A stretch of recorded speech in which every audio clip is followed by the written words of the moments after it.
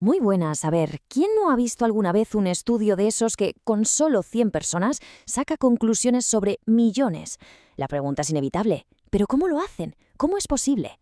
Pues bueno, hoy vamos a desvelar ese, digamos, mapa secreto que siguen los investigadores para transformar pequeñas muestras en grandes descubrimientos. ¿Vamos a empezar? Es que esa es la gran pregunta, ¿no? ¿Cómo es posible que un grupito de participantes pueda reflejar una realidad que es, bueno, inmensamente más grande? Podría parecer magia, la verdad, pero no lo es. Es ciencia. Y como buena ciencia, tiene un nombre. Se llama análisis inferencial. Pensadlo así, es como el puente que los investigadores construyen para conectar una pequeña isla, que es su muestra, con el continente entero, que es la población. Es la herramienta que les permite asomarse y decir con bastante confianza, oye, lo que estamos viendo aquí en esta islita es muy probable que esté pasando también en el continente. Pero claro, para construir un puente así de importante hay que seguir un mapa muy específico que tiene unos puntos de control clave. Y aquí llegamos al primer punto de control. Y ojo, porque este es, quizás, el más importante de todos.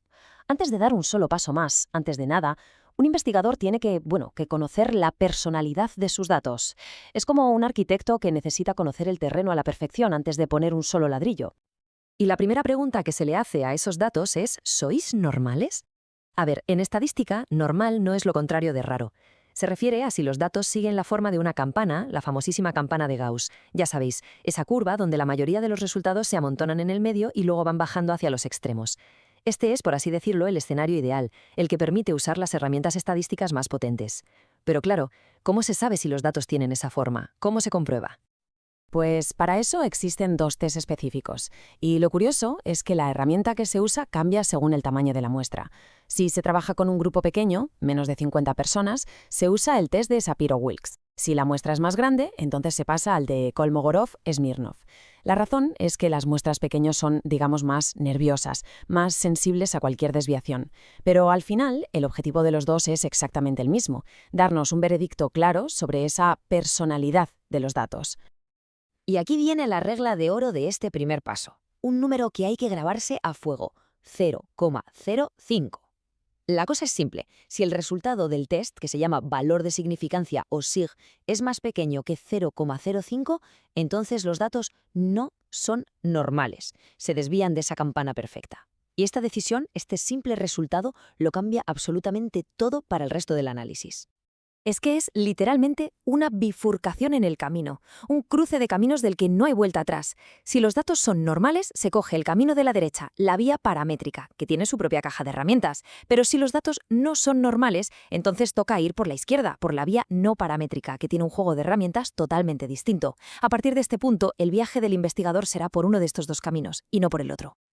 Vale, pues vamos a explorar una de esas rutas. Imaginaos que un investigador se pregunta algo muy común. Oye, ¿estas dos cosas tienen algo que ver? Por ejemplo, ¿hay alguna conexión entre dos variables? ¿Es posible que cuando una suba, la otra también lo haga? ¿O a lo mejor hace lo contrario y baja? Bueno, pues para responder a esa pregunta, el proceso es como una mini historia que se repite una y otra vez. Siempre tiene tres pasos. Primero, se plantea una suposición, lo que llaman una hipótesis. Después, se miran los datos, se analiza el resultado. Y por último, con las pruebas en la mano, se emite un veredicto final. Vamos a ver cómo funciona esto en la práctica. Pues mirad, aquí tenemos un caso práctico sacado de los materiales de origen. La pregunta, la hipótesis, era: ¿hay alguna relación real entre el desempeño de un empleado en su trabajo y su nivel de motivación? Resulta que, tras hacer el primer test, los datos no eran normales. Así que, ¿qué camino se tomó? Exacto, el no paramétrico.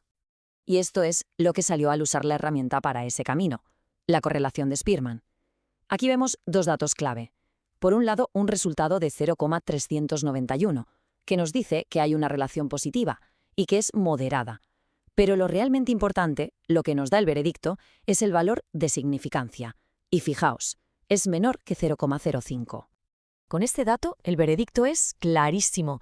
Como la significancia está por debajo de nuestro número mágico, se puede concluir que la relación que se ha encontrado no es fruto de la casualidad, es real. Hay una conexión positiva.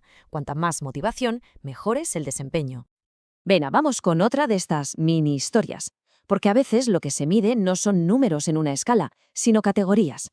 Por ejemplo, imaginemos que se quiere saber si el nivel de cortisol en sangre, que puede ser normal o alto, tiene algo que ver con el sexo de la persona. Para este tipo de preguntas, donde se comparan categorías, se usa otra herramienta, un test diferente llamado chi-cuadrado. La idea de partida del investigador, lo que en la jerga se llama hipótesis nula o H0, era que no había ninguna relación, que eran dos cosas totalmente independientes. Pero, sorpresa, al mirar los datos, el resultado fue otro. La proporción de personas con un nivel de cortisol normal era distinta entre hombres y mujeres. Así que el veredicto no puede ser otro. Se rechaza la idea inicial. Los datos son los que mandan y obligan a concluir que el nivel de cortisol y el sexo sí están relacionados. Son dependientes. En resumen, la evidencia ha hablado. Perfecto. Ya hemos visto la ruta de las relaciones. Ahora vamos a coger el otro gran desvío en nuestro mapa. Porque a veces la pregunta no es si dos cosas están conectadas, sino si dos o más grupos si son realmente diferentes entre sí en alguna característica. Imaginemos que queremos comparar solo dos grupos, por ejemplo, las notas medias de dos clases distintas. Pues volvemos a nuestra famosa bifurcación. Si los datos de las notas son normales, se usa la prueba T-Student. Si por el contrario no lo son, se usa su equivalente no paramétrico, la U de Mann-Whitney. Me gusta pensar en ellas como si fueran herramientas gemelas. Sirven para lo mismo, pero cada una está diseñada para un tipo de terreno distinto. Vale, ¿y si en lugar de dos grupos tenemos más? Pongamos que queremos comparar el rendimiento de 3 equipos de ventas o de 4. Pues el patrón se repite, es exactamente el mismo. Para datos normales, la herramienta estrella es la prueba ANOVA. Para los no normales, su gemela es la prueba de Kruskal-Wallis. Como veis, la lógica es idéntica, lo único que cambia es el nombre de la herramienta. De nuevo, vamos a un caso real de los documentos. Un investigador tenía los datos de ventas de 3 tiendas distintas. Hizo el primer chequeo y ¡bingo! Los datos seguían una distribución normal. Así que, para responder a su pregunta, cogió la herramienta adecuada para ese camino, y para más de 2 grupos, la prueba ANOVA. Y la conclusión a la que llegó fue directa y muy potente. La prueba ANOVA le permitió afirmar con total seguridad estadística que efectivamente no todas las tiendas venden lo mismo, que existe una diferencia real en las ventas medias de como mínimo 2 de esas tiendas. Ojo, la prueba no te dice cuáles son las diferentes, para eso hay otros pasos, pero sí te confirma que la diferencia existe, que no es casualidad. Bueno, hemos hablado de un montón de pruebas, de caminos, de bifurcaciones, pero si lo pensamos bien, hay un concepto, un número que ha aparecido una y otra vez guiando cada decisión, como una brújula. Es la auténtica regla de oro de todo este proceso. Este número, 0,05, ha sido el juez que ha decidido si los datos eran normales o no, ha sido el que ha validado si una relación era real o casualidad, y ha sido el que ha confirmado si las diferencias entre grupos eran significativas. Es sin duda la llave maestra para interpretar casi cualquier resultado en la investigación. Pero, ¿qué significa realmente? ¿Por qué ese número? Pues es muy sencillo.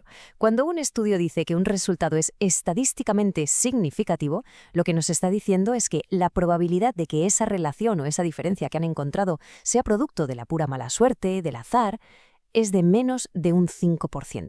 Es como el listón que ha puesto la comunidad científica para decir, vale, por debajo de este umbral nos fiamos, creemos que esto que hemos encontrado es real. Así que, a partir de ahora, cuando se lea un titular que habla de un vínculo significativo entre dos cosas, ya se tiene la clave. Ya se sabe que detrás de esa frase hay todo un viaje. Primero, una prueba de normalidad, después, la elección de un camino, y al final, un veredicto basado en probabilidades. Ya no es magia, ¿verdad? Es un mapa que ahora se conoce un poco mejor. Y la pregunta que queda en el aire es, ¿qué otras cosas del mundo podríamos entender de otra manera si aplicáramos este mismo mapa?